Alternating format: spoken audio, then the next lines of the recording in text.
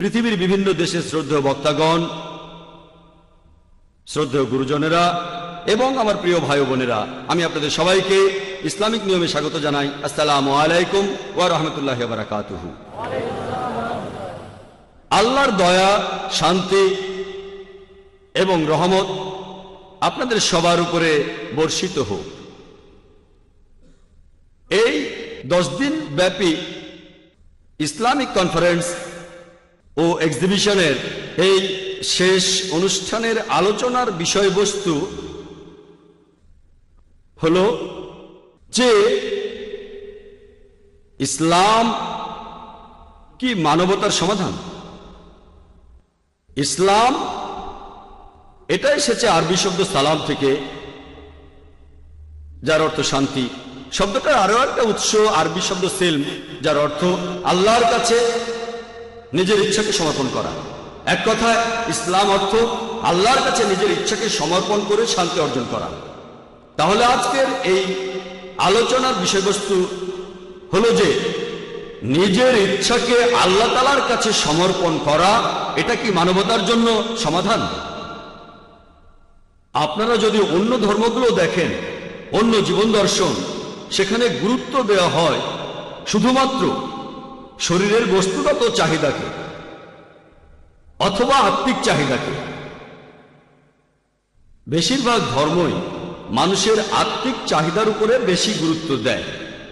আর কিছু ইসলাম, যেমন ম্যাটেরিয়ালিজম ইত্যাদি অথবা কমিউনিজম, এগুলো প্রধানত মানুষের বস্তুগত চাহিদার উপরে গুরুত্ব দেয়।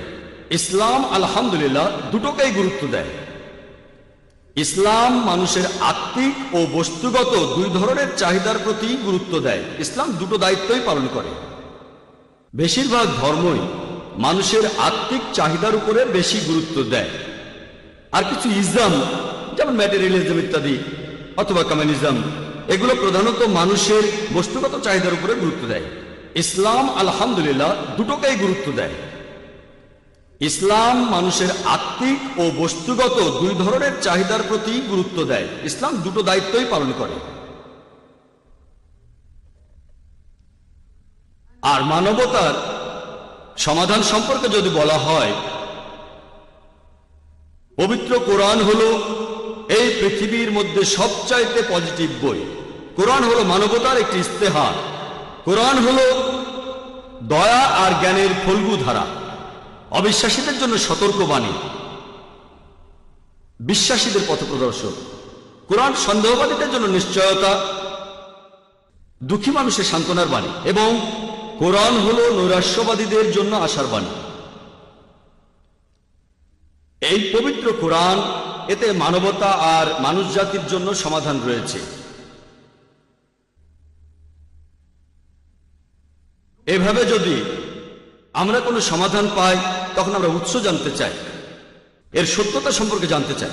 যেমন ধরেন আপনার জ্বর হয়েছে, তখন কেউ আপনাকে প্রেসক্রিপশন দিলে আপনি জানতে চাইবেন যে প্রেসক্রিপশনটা কে লিখেছে, সে কি একজন ডাক্তার, সেই লোকটার যোগ্যতা কি।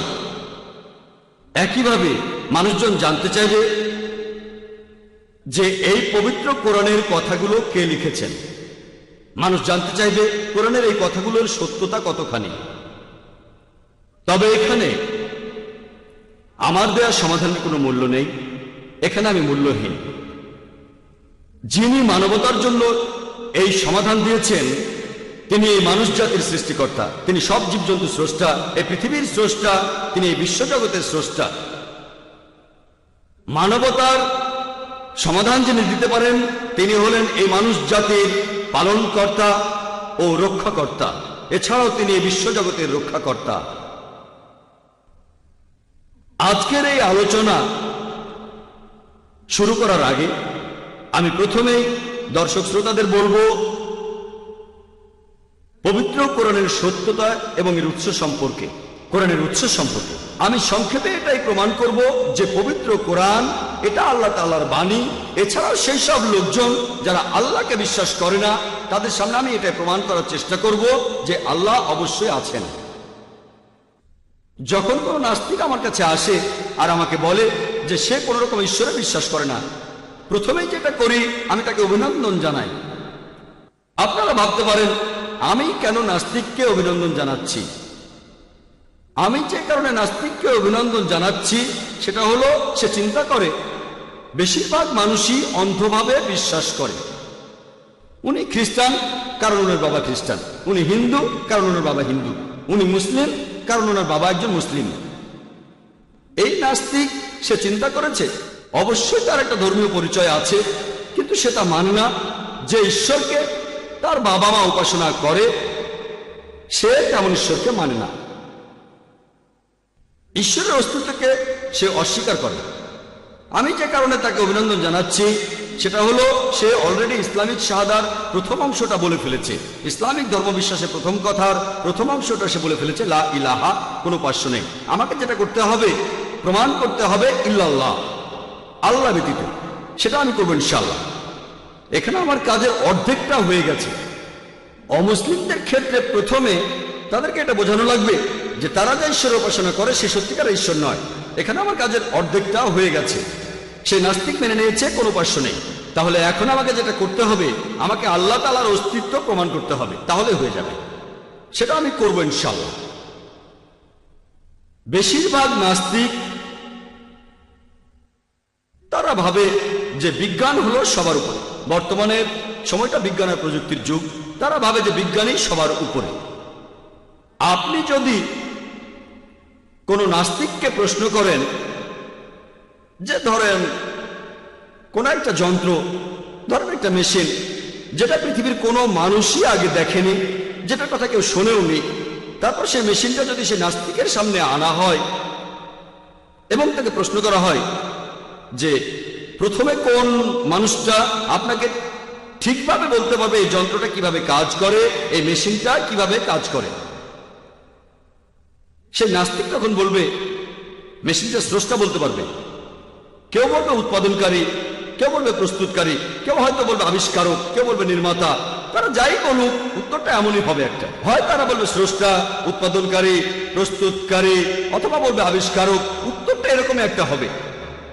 এখন উত্তর যেটাই হোক সেটা আপনার মাথার ভেতরে আপনি রেখে দেন। তারপর প্রশ্ন করেন যে আমাদের এই বিশ্বজগৎ কিভাবে সৃষ্টি হলো। সে আপনাকে বলবে যে প্রথমে বিশ্বজগৎ ছিল একটা বিন্দু, পরবর্তীতে সব উপাদানগুলো আলাদা হয়ে যায়, এটাই বিগ ব্যাং। এখান থেকে সৃষ্টি হয়েছে গ্যালাক্সি, নক্ষত্র, সূর্য, বিভিন্ন গ্রহ, আর সৃষ্টি হয়েছে পৃথিবী। এটাকেই বিজ্ঞানীরা বলে বিগ ব্যাং। সেই নাস্তিককে প্রশ্ন করেন যে মানুষ কবে প্রথম এই বিগ ব্যাং সম্পর্কে জানতে পেরেছে। সে আপনাকে বলবে আমরা জেনেছি কিছুদিন আগে, 30 বছর আগে, 40 বছর আগে। আমি তাকে বলবো যে বিশ্বজগৎ সৃষ্টি হওয়ার সম্পর্কে এই তথ্যটা পবিত্র কোরআনে খুব সংক্ষেপে বলা হয়েছে এখন থেকে 1400 বছর আগে। পবিত্র কোরআনে সূরা আম্বিয়ার 30 নম্বর আয়াতে উল্লেখ করা হয়েছে, আওয়ালাম ইয়ারাল্লাযিনা কাফারু, অবিশ্বাসীরা কি ভেবে দেখে না, আন্নাস সামাওয়াতু ওয়াল আরদা কানাতা তারাতকান ফাফাতাকনাহুমা, যে আকাশমণ্ডলী ও পৃথিবী একসাথে মিশেছিল, আমি পৃথক করে দিলাম। আপনি যে বিগ ব্যাং এর কথা বলছেন সেটা পবিত্র কোরআন এখন থেকে 1400 বছর আগেই বলেছে। এই কথা কোরআনে কে বলতে পারে? সে নাস্তিক বলবে হতে পারে আন্দাজে লেগে গেছে। তর্ক করবেন না, বলে যান আমাদের এই পৃথিবীর আকার কি। সে নাস্তিক বলবে যে আগেকার দিনে মানুষ ভাবত যে আমাদের এই পৃথিবী একেবারে সমতল। এরপর 1557 সালে স্যার ফ্রান্সিস ড্রেক জাহাজে করে পুরো পৃথিবী ঘুরে এসে প্রমাণ করলেন যে পৃথিবী বর্তুলাকার। বিজ্ঞান যেটা জানতে পেরেছে 1557 সালে সেটা পবিত্র কোরআন 1400 বছর আগেই বলেছে। সূরা নাজিয়াতের 30 নম্বর আয়াতে উল্লেখ করা হয়েছে, সেখানে বলা হয়েছে ওয়াল আরদা বাদা জালিকা দাহাহা, এবং পৃথিবীকে আমি বানিয়েছি ডিমের আকৃতির মতো। আরবি শব্দ দাহাহা এর একটা অর্থ হলো বিস্তীর্ণ অথবা বিস্তৃত করা, আরেকটা অর্থ যেটা এসেছে আরবি শব্দ দুইয়া থেকে, যার অর্থ হলো ডিম। আর আমরা জানি যে আমাদের এই পৃথিবী এটা একেবারে বলের মতো গোলাকৃতি না, এটার উপরে আর নিচে চাপা এবং দুপাশ প্রসারিত। আমাদের পৃথিবী আসলে বর্তুলাকার। এই আরবি শব্দ দাহাহা এটা দিয়ে সাধারণ কোনো ডিম বোঝাচ্ছে না, এখানে বিশেষভাবে বলা হচ্ছে উট পাখির ডিমের কথা। আর আপনারা যদি কোনো উট পাখির ডিম দেখেন এই ডিমটাও আসলে বর্তুলাকার। 1400 বছর আগে এটা কে বলতে পারেন যে আমাদের এই পৃথিবী আসলে বর্তুলাকার? সে নাস্তিক বলতে পারে আপনাদের নবী মোহাম্মদ সাল্লাল্লাহু আলাইহি সাল্লাম খুব বুদ্ধিমান ছিলেন,